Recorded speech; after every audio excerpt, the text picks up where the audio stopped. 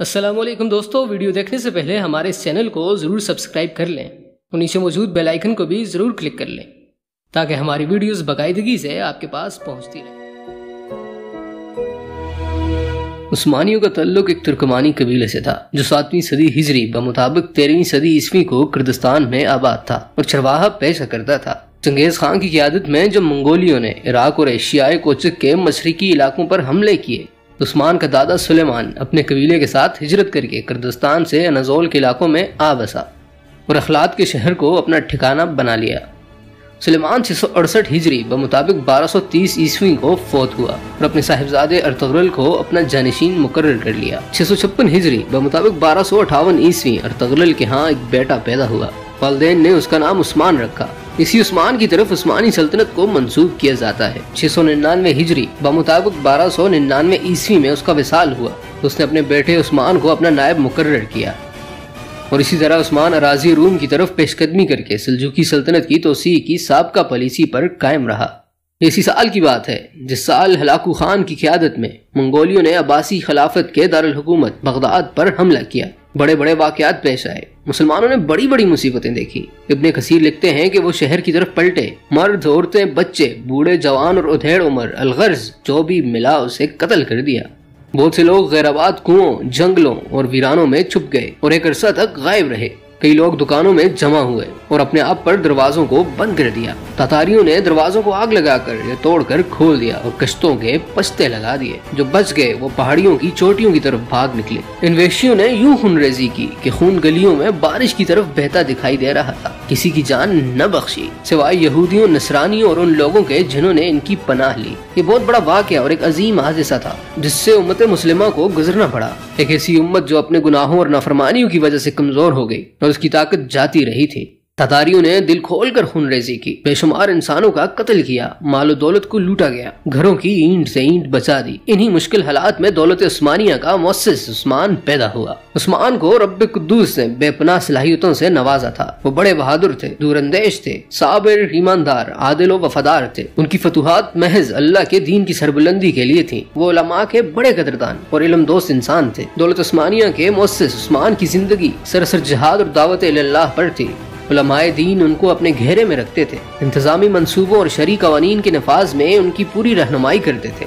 تاریخ نے اس وصیت کو ہمارے لیے محفوظ کر رکھا ہے جو انہوں نے اپنے بیٹے اور خان کے لیے اس وقت کی جب وہ بستر مرگ پر تھے۔ اس وصیت میں تہذیبی رہنمائی اور شرعی مزح کے وہ اصول موجود ہیں جن پر بعد میں دولت عثمانیہ گامزن رہی۔ 726 ہجری میں اپنے والد کی وفات کے بعد اور خان سریر آراہ ہوئے اور حکومت اور سلسلہ فتوحات میں اپنے والد کی پالیسی کو اپنایا۔ ان کی بڑی تمنا تھی کہ رسول اللہ صلی اللہ علیہ وسلم کی فتح قسطنطنیہ کی بشارت ان کے ہاتھوں پوری ہو۔ انہوں نے مشرق اور مغرب سے بیک وقت بیزنطی دارالحکومت کے محاصرے کے لیے ایک نہایت ہی اہم منصوبہ بنایا۔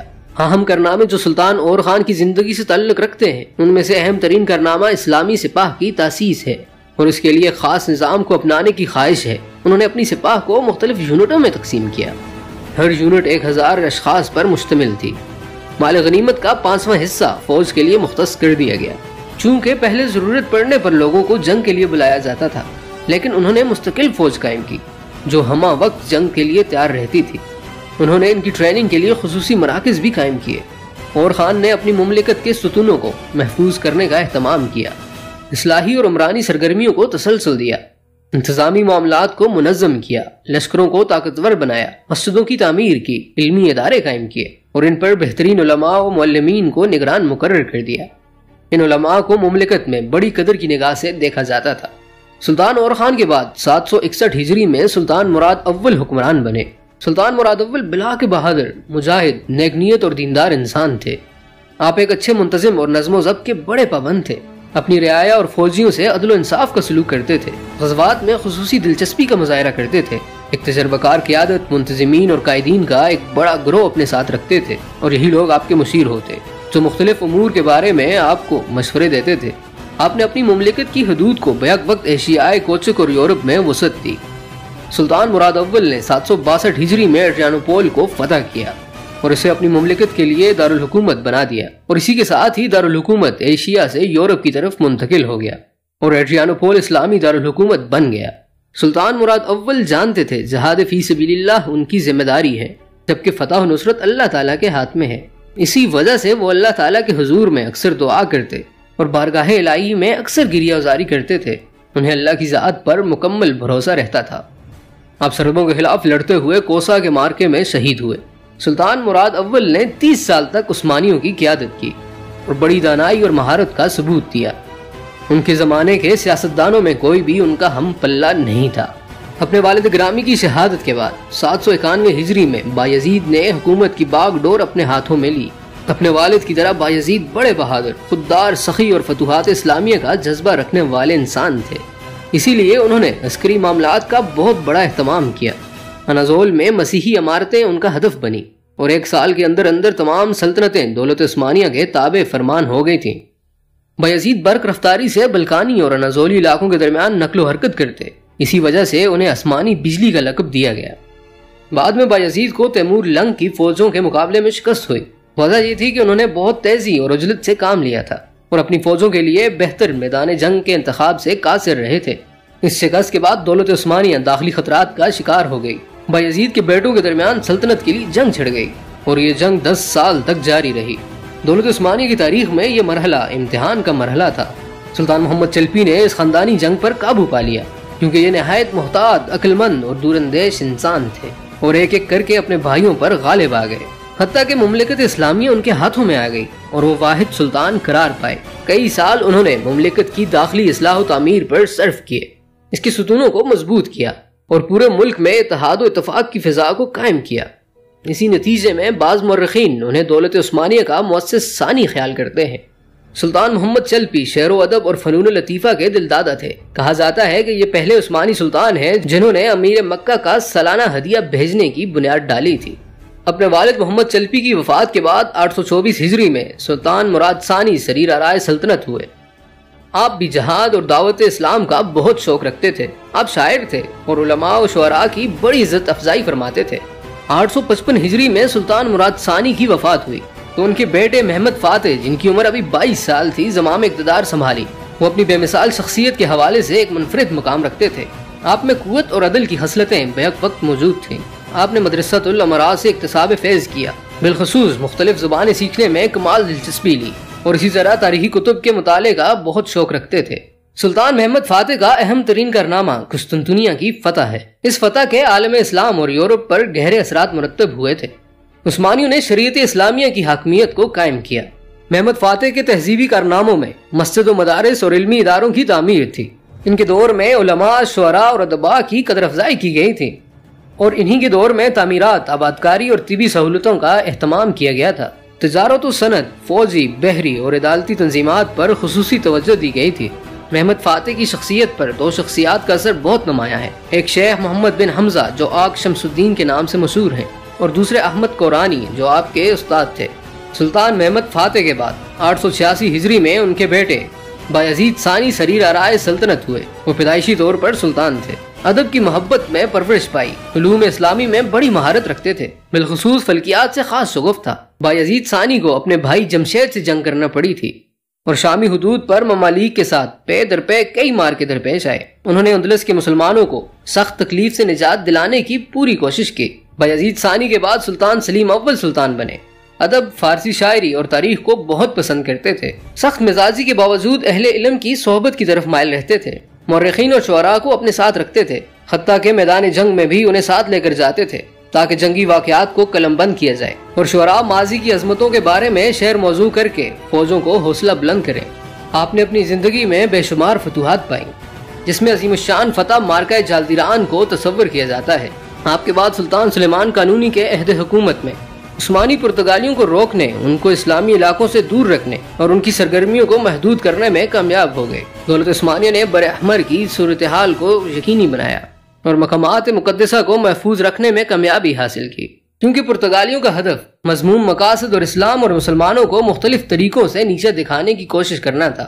عثمانی اور پرتگالی چپکلش کے نتیجے میں عثمانیوں نے مقامات مقدسہ، حج کے راستوں اور بری حدود کو 16ویں صدی تک پرتگالیوں کے حملے سے محفوظ بنا دیا اور وہ تجارتی راستے جو ہندوستان اور انڈونیشیا کو آپس میں ملاتے تھے پھر سے کھول دیے گئے اور ایک بار پھر آمد و رفت شروع ہو گئی۔ سلطان سلیمان قانونی کے زمانے میں روڈز فتح ہوا سلطان نے مینا کا محاصرہ کیا اور فرانس کے قریب ہونے کی پالیسی اپنائی۔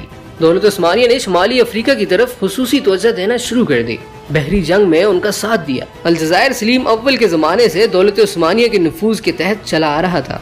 شمالی افریقہ کے میدان جنگ میں دو عظیم قائد بہت نمایاں ہوئے۔ یہ دونوں بھائی تھے، ایک عروج اور دوسرا خیر الدین باربروسا۔ خیر الدین الجزائر کی نوزائیدہ سلطنت کو فوجی امداد دینے میں بہت کامیاب ہوا۔ عثمانی امداد کا سلسلہ مسلسل جاری تھا۔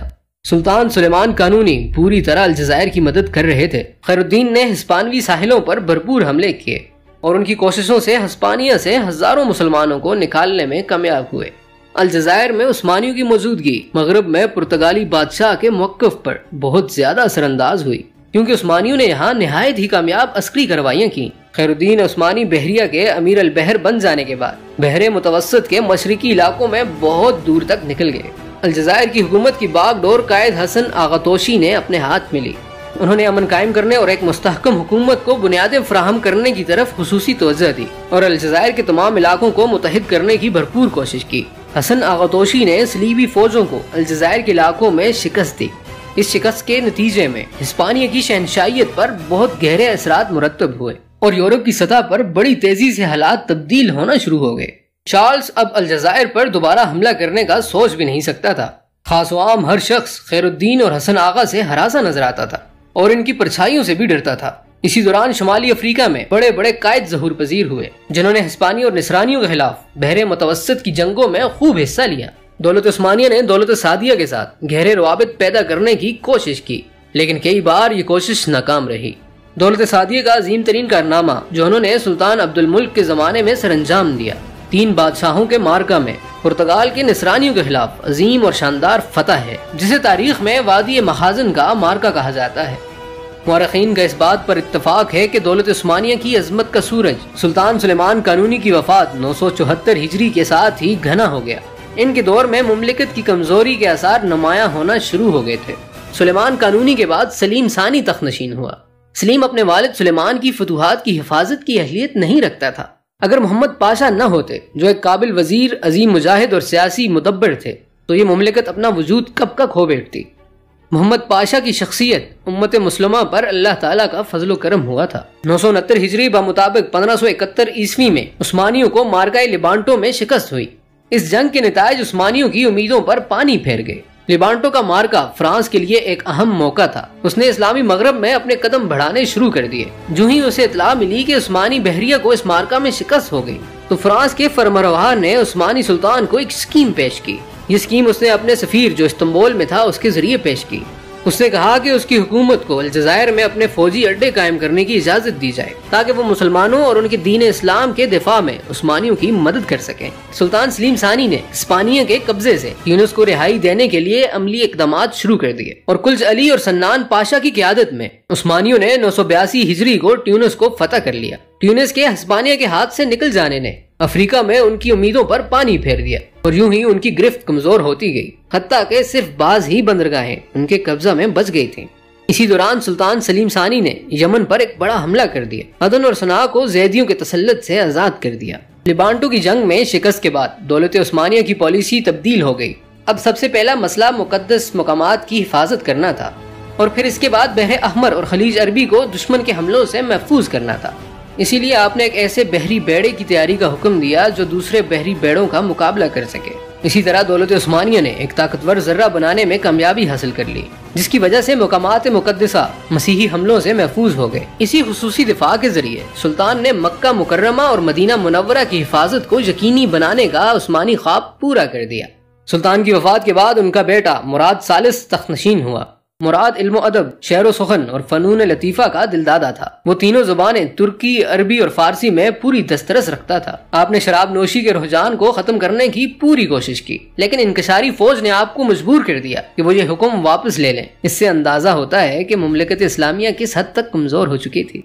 مراد ثالث کے بعد محمد ثالث نے تمام اقتدار اپنے ہاتھ میں لی۔ اس ضعف اور کمزوری کے باوجود جس کا دولت عثمانیہ شکار تھی، جہاد کا سلسلہ جاری رہا۔ سلطان مارکہ کارزار میں خود شریک ہونے لگے۔ شیخ سعد الدین آفندی نے ان کو ترغیب دی کہ وہ لشکروں کی خود قیادت کیا کریں۔ سلطان سے کہا، میں آپ کے ساتھ چلوں گا تاکہ میں اپنے آپ کو گناہوں سے نجات دلا سکوں، اب جب کہ میں گناہوں کے ساتھ روانہ ہو رہا ہوں۔ محمد ثالث کے بعد ان کے بیٹے احمد اول تخت-نشین ہوئے۔ ان کی عمر صرف 14 سال تھی۔ اس سے قبل اتنا کم سن کوئی شخص دولت عثمانیہ کے تخت پر نہیں بیٹھا تھا۔ ان دنوں ملکی حالات نہایت مخدوش تھے۔ عثمانی یورپ میں آسٹریا کے خلاف جنگوں میں مصروف تھے، ادھر ایران کے خلاف بھی جنگ جاری تھی۔ اس کے علاوہ ایشیا میں کئی مقامات پر بغاوتیں پھوٹ پڑی تھیں۔ انہوں نے اپنے والد گرامی کی شروع کی گئی جنگی تیاریوں کو پایہ تکمیل تک پہنچایا۔ احمد اول بڑے پاک باز بندے تھے، بڑے عبادت گزار تھے اور شریعت کے پابند تھے۔ مملکت کے امور کو براہ راست سر انجام دیتے تھے، لباس میں سادگی کا اہتمام کرتے تھے، اہل علم اور تجربہ کار قائدین سے ہمیشہ مشورہ کرتے تھے۔ ان کا سب سے اہم وصف یہ ہے کہ انہیں نبی کریم صلی اللہ علیہ وسلم سے گہری محبت تھی۔ احمد اول کی وفات کے بعد کمزور سلاطین تخت نشین ہوتے رہے، جیسے مصطفیٰ اول، عثمان اول، مراد رابع، ابراہیم بن احمد، محمد رابع، سلیمان ثانی، احمد ثانی، مصطفیٰ ثانی، احمد ثالث، محمود اول، عثمان ثالث، مصطفیٰ ثالث اور عبد الحمید اول ہیں۔ سلطان سلیم ثالث اپنے والد گرامی عبد الحمید اول کی وفات کے بعد 1203 ہجری میں سریر آرا ہوئے، اور اس کے ساتھ ہی دولت عثمانیہ اور اس کے دشمنوں کے درمیان جنگ کا ایک نیا مرحلہ شروع ہوا۔ سلطان سلیم ثالث نے اپنی فوج میں روحانیت کو زندہ کرنا شروع کر دیا۔ روس اور آسٹریا کی فوجوں نے عثمانی لشکر کو شکست سے دوچار کر دیا۔ عثمانیوں کو مسلسل ہزیمتوں کا سامنا کرنا پڑا۔ عثمانی فوجیں پیچھے ہٹنے لگیں اور اتحادی فوجوں کے لیے راستہ کھل گیا اور عثمانیوں کو یورپ سے بھگا دیا گیا۔ جنگ ختم ہونے کے بعد سلطان سلیم ثالث نے داخلی اصلاحات کی طرف توجہ دی۔ انکشاریہ سے نجات حاصل کرنے کے لیے فوج کی تنظیم نو شروع کر دی گئی، کیونکہ انکشاریہ ہر فتنے کا سبب بن رہے تھے۔ سلطان نے فوج کو یورپی خطوط پر منظم کرنے کی کوشش کی، لیکن انہیں معزول کر دیا گیا۔ فرانس نے دولت عثمانیہ کی کمزوری سے فائدہ اٹھاتے ہوئے نیپولین بوناپارٹ کی قیادت میں اہم مہم روانہ کی۔ یہ مہم فرانسیسی انقلاب کی بازگشت تھی اور انقلابی افکار سے متاثر تھی۔ اس مہم کے شرکاء نے کوشش کی کہ علماء اور عوام الناس کے دلوں سے دین کی محبت کو ختم کر دیا جائے، تاکہ اسلامی ممالک میں مغربی تہذیب کو فروغ حاصل ہو۔ جدید تاریخ میں یہ پہلا صلیبی حملہ تھا جو فرانس نے کسی عربی علاقے پر کیا تھا۔ فوراً سلطان سلیم ثالث نے فرانس کے صلیبیوں کے خلاف اعلان جہاد کر دیا۔ ان کی اس دعوت پر لبیک کہتے ہوئے حجاز، شام اور شمالی افریقہ کے بے شمار لوگوں نے جہاد کی راہ لی۔ اسی وقت برطانیہ، مصر وغیرہ میں فرانس کے مقاصد کو بڑی گہری نظر سے دیکھ رہا تھا۔ جب فرانسیسی فوجوں نے کوچ کیا اور مصر پہنچی تو برطانیہ نے اپنا بحری بیڑا روانہ کیا تاکہ وہ فرانسیسی فوجوں کا پیچھا کرے۔ الغرض اس سمندری جنگ میں انگریزی بحریہ نے فرانسیسی بحریہ کو شکست دی اور اسے تباہ کر دیا۔ اس بحری جنگ میں فرانسیسی بحریہ کی شکست نے دولت عثمانیہ کو حوصلہ دیا اور انہوں نے مصر میں فرانسیسی فوجوں پر حملہ کر دیا۔ سلطان سلیم ثالث نے فرانس پر حملہ کرنے کا اعلان کر دیا اور حکم دیا کہ فرانسیسی سفارتی عملے کو گرفتار کر لیا جائے۔ اسی طرح استنبول میں فرانس کے جتنے افراد رہائش پذیر تھے تمام کو گرفتار کر کے قید کر دیا گیا۔ اس کے نتیجے میں فرانس کی فوجوں نے مجبوراً مصر کو چھوڑنے کا ارادہ کیا، کیونکہ ان پر انگریزوں اور عثمانیوں نے مشترکہ حملہ کر دیا تھا جس کے مقابلے کی ان میں تاب نہیں تھی۔ متعدد عوامل کی وجہ سے فرانس کی قابض فوجیں بالآخر مصر سے نکلنے پر مجبور ہو گئیں۔ اس کے بعد سلطان محمود ثانی 1223 ہجری میں تخت نشین ہوا۔ اس نے انکشاریہ سے خلاصی حاصل کرنے اور اس کے وجود کو مٹانے میں کامیابی حاصل کی۔ اس کے بعد وہ اپنے لشکر کو ترقی دینے میں آزاد تھا، سو اس نے مغربی تہذیب کے اقدامات کو اپنایا۔ امامہ کی جگہ رومی ٹوپی اور یورپی وردی کو فوج کے لیے لازم کر دیا اور حکم دیا کہ یہی وردی ہر ملازم کے لیے ضروری ہے۔ عثمانی تاریخ کے اس پرفتن دور میں مصر، شام اور ترکی میں ماسونی مجالس پھیل گئیں اور دن رات ایک کر کے اپنے باطل نظریات کے ذریعے ملک کی کمزوری اور اسے ریزہ ریزہ کرنے کے لیے انتھک محنت کرنے لگیں۔ ماسونی مجالس سے محمد علی کی پشت پناہی کی۔ محمد علی پاشا دولت عثمانیہ کے دل میں ایک زہر آلود خنجر ثابت ہوا۔ یہی وجہ تھی کہ محمد علی پاشا نے ان کی مدد سے ایک نہایت ہی ترقی یافتہ، جدید اور طاقتور بحری بیڑا تیار کیا اور اسی طرح بحری اسلحہ خانہ بھی قائم کیا۔ محمد علی نے مصر میں نہایت مشکوک کردار ادا کیا۔ اس نے مصر سے مکمل اسلامی چھاپ ختم کر کے اسے ایک ایسا موڑ دیا جو بالآخر الہی قانون سے نکل جانے کا سبب بنا۔ محمد علی نے فرانس، برطانیہ، روس، آسٹریا اور یورپی ممالک کی نیابت میں تمام اسلامی علاقوں مصر، جزیرہ عرب اور شام میں خلافت عثمانیہ کے اسلامی نظریات پر کاری ضرب لگائی، جس کا پوری اسلامی دنیا پر اثر پڑا اور مغربی مقاصد کے لیے اسلامی دنیا میں راہ ہموار ہو گئی۔ محمد علی پاشا آستین کا سانپ اور زہر آلود خنجر تھا جسے دشمنان اسلام نے اپنے مقاصد کو حاصل کرنے کے لیے استعمال کیا۔ اسی لیے دشمنوں نے علمی، اقتصادی اور عسکری ترقی میں اس کی مدد کی، کیونکہ انہیں یقین ہو چکا تھا کہ اس کے نزدیک عقیدہ اور مسلمان ہونا کوئی حیثیت نہیں رکھتا اور اس کے ساتھی اور وہ خود اپنے ذاتی مفادات کے لیے سب کچھ کر سکتے ہیں۔ محمد علی نے پورے علاقے میں جو کردار ادا کیا اس سے یورپی ملکوں کو یقین ہو گیا تھا کہ دولت عثمانیہ کس حد تک کمزور ہو چکی ہے۔ نتیجتاً انہوں نے اسلامی قلمرو کو باہم تقسیم کرنے کے لیے موزوں سیاسی حالات کا انتظار کرنا شروع کر دیا۔ سلطان محمود ثانی کی وفات کے بعد ان کا بیٹا سلطان عبد المجید اول تخت نشین ہوا۔ یہ دبلے پتلے جسم کا مالک نہایت ذہین اور رحم دل انسان تھا اور آل عثمان کے تمام سلاطین سے زیادہ جلیل القدر تھا۔ سلطان عبد المجید اپنے وزیر رشید پاشا سے بے حد متاثر تھا اور رشید پاشا ذہنی طور پر مغرب سے مرغوب تھا اور ماسونی فلسفے پر کامل یقین رکھتا تھا۔ رشید پاشا کی ہی بدولت ایک ایسی نسل تیار ہوئی جس نے مغربیت کے فروغ میں اہم کردار ادا کیا۔ جب ایک قوم کسی دوسری قوم کی تقلید کرتی ہے، اس کے ساتھ مشابہت پیدا کرنے کی کوشش کرتی ہے، اس سے راہ و رسم ضرورت سے زیادہ بڑھ جاتی ہے، تو کمزور قوم اپنا تشخص اور وجود کھو بیٹھتی ہے اور اس کی آزادی اور خود مختاری سلب ہو جاتی ہے۔ اللہ تعالیٰ نے اپنی مخلوق کے لیے یہ اصول وضع فرمایا ہے کہ کمزور اور مغلوب قوم ہمیشہ طاقتور اور غالب قوم سے اثرات قبول کرتی ہے۔ اسی وجہ سے کمزور لوگ طاقتور لوگوں کی اندھی تقلید کرتے ہیں، ان کے اخلاق، چال چلن اور انداز حیات کو اس حد تک اپنا لیتے ہیں کہ بالآخر ان کے عقائد، افکار، ثقافت، ادب اور فنون کو بھی اندھا دھن قبول کرتے چلے جاتے ہیں، اور اسی سے تقلید کرنے والی قوم اپنے ذاتی خصائص سے محروم ہو جاتی ہے، بشرط یہ کہ وہ تہذیب رکھتی ہو، اور یوں وہ دوسری قوموں کی غلام بن کر زندگی بسر کرنے پر مجبور ہو جاتی ہے۔ سلطان عبدالعزیز بن محمود ثانی 1277 ہجری میں دولت عثمانیہ کے تخت پر جلوہ افروز ہوئے۔ یورپی ممالک دولت عثمانیہ پر مسلسل دباؤ ڈال رہے تھے کہ وہ اصلاحی اقدامات اٹھائیں اور اپنے ملک میں مغربی منج اور یورپی فکر کے مطابق مضموم ترقی حاصل کریں۔ سلطان عبدالعزیز مغربی دساتیر اور اسلامی تہذیب سے متصادم مغربی طرز حیات کو قبول کرنے سے انکار کرتے رہے۔ انہوں نے کوشش کی کہ عثمانی اسلامی معاشرہ اسلامی خطوط پر ترقی کرے، لیکن انہیں مہلت نہ ملی۔ مغربی کونسل خانوں اور دارالحکومت میں قیام پذیر یورپی ملکوں کے نمائندوں کی وساطت سے ان کو قتل کرنے کی سازش تیار کی گئی اور اپنے ان ایجنٹوں کے ذریعے اس کام کو پایہ تکمیل تک پہنچانے کا اہتمام کیا گیا۔ عبدالعزیز کے قتل کے بعد ان کا بھتیجا مراد خامس تخت نشین ہوا۔ یہ شخص ماسونی سلک میں پرویا ہوا ایک موتی تھا۔ اس کا ملان شروع ہی سے دستور لبرلزم اور سیکولرزم سے ہوا تھا۔ ماسونی مجالس ہی کے ایما پر وہ سلطنت تک پہنچا تھا، لیکن جب اسے معلوم ہوا کہ اس کے چچا کا قتل کر دیا گیا ہے تو اس پر ایک خوف طاری ہو گیا۔ اس کی عقل جواب دے گئی۔ اس کے اعصاب پر ایک ایسا خوف طاری ہو گیا تھا جس کی وجہ سے اس کا نظام انہضام متاثر ہوا۔ اس کی صحت مسلسل بگڑنے لگی، جس کی وجہ سے مجبوراً اسے برطرف کرنا پڑا۔ شیخ الاسلام کی طرف سے ان کی برطرفی کا اعلان ہوا اور وہ ملکی ذمہ داریوں سے الگ کر دیا گیا۔ مراد خامس کے بعد سلطان عبدالحمید ثانی نے حکومت کی باغ ڈور اپنے ہاتھ میں لی۔ مدحت پاشا کی طرف سے ان پر دباؤ ڈالا گیا کہ وہ دستور کا اعلان کریں، لہٰذا اس نے دستور کا اعلان کیا۔ وزراء نے اپنے مظالم کا بازار گرم کر دیا۔ انجمن جدید عثمانی کی قیادت میں مغربیت کی پالیسی پر شدت سے عمل ہونے لگا۔